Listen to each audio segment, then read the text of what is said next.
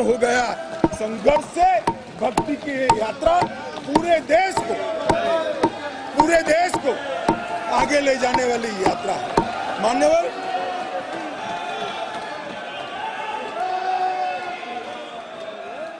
इतने चेतनामय वातावरण के अंदर भी विभाजन की बात करने वाले लोगों से मेरा करबद्ध निवेदन है, समय को पहचानो, एकता के संदेश को स्वीकारो और आगे देखकर चलना शुरू करो। भारत की और हम सब की भलाई। मान्यवर, ये बहुत बड़ा संदेश मोदी जी ने दिया है और मैं फिर से एक बात कहना चाहता हूं, जिसने संन्यास्त नहीं लिया है, जो सन्यासी नहीं है, जो किसी पंथ संप्रदाय का उपदेशक नहीं है, ऐसा व्यक्ति और जो देश का शासक है, प्रधानमंत्री है, प्रधान सेवक है, ऐसा व्यक्ति आध्यात्मिक चेतना, भक्ति की चेतना खड़े है। ये दुनिया में ऐसी मिसाल शायद ही कहीं नहीं मिली। मान्यवर, मैं ये जरूर कहना चाहता हूं, इस सदन में खड़े होकर गौरव के साथ कहना चाहता हूं कि मोदी जी मेरे नेता है, मेरे पार्टी के नेता है, मेरे पार्टी के प्रमुख नेता है।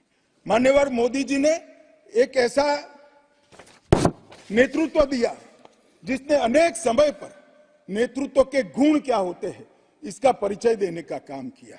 अच्छे समय में भी किस प्रकार से संयम रखना चाहिए इसका एक उदाहरण स्थापित करने का काम किया और हर समय पर निर्भयता के साथ संवेदनशील, सजग और जन भावनाओं को समर्पित नेतृत्व कैसा होता है इसका उदाहरण दिया। इनके 10 साल के कालखंड के अंदर अनेक प्रकार के पड़ाव आए हैं।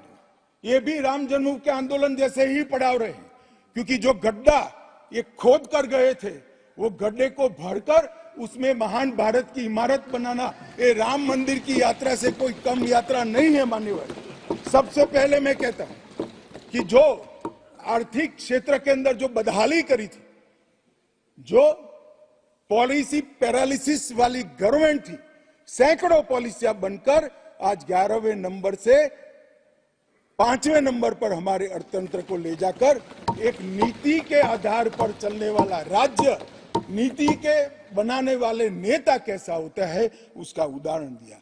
कोविड आया तो भयभीत हुए बगैर, सरकार की मशीनरी कम पड़ जाएगी, जब तक आंदोलन पूरा देश नहीं लड़ेगा इससे हम नहीं लड़ पाएंगे, वो जानते हुए एक मोर्चे पर वैक्सीन का इनोवेशन का काम चालू रहा, दूसरे मोर्चे पर हेल्थ इंफ्रास्ट्रक्चर का अपग्रेडेशन का काम चालू रहा, तीसरे मोर्चे पर हर गरीब के घर में अनाज पहुंचाने का काम चालू रहा, चौथे मोर्चे पर जो कोविड के दर्दियों की शुश्रूषा कर रहे थे उनका नेतृत्व करने का काम चालू रहा और 5वें मौके पर जनता कर्फ्यू, दिया जलाना, थाली बजाना, हंसने वाले आज रोड पर घूमते हो गए, उनको मालूम नहीं है पूरी दुनिया मोदी जी के संवेदनशील और समग्रता से भरे हुए नेतृत्व को आज स्वीकार। मान्यवर, यही समय में कोविड का पड़कार भी आया, यही समय में 62 की तरह चीन ने अपना मुंह दिखाना शुरू किया। दृढ़ता के साथ नेतृत्व छाती सीना तान कर खड़ा रहा, हिंदुस्तान की 1 इंच जमीन नहीं। कई बार हुआ था इसी समय में पुंछ और पुलवामा में हमला हुआ, सर्जिकल स्ट्राइक और एयर स्ट्राइक कर नेतृत्व की वीरता का भी परिचय दिया और घर में घुसकर जवाब देने का काम किया। हजारों बच्चों जब परीक्षा के वक्त आत्महत्या करते थे, ट्रेस में आते थे, मनोरोग के शिकार बनने थे, एक पिता की तरह एक प्रजावात्सल नेतृत्व का परिचय देते हुए प्रजा परीक्षा पे चर्चा की भी बात।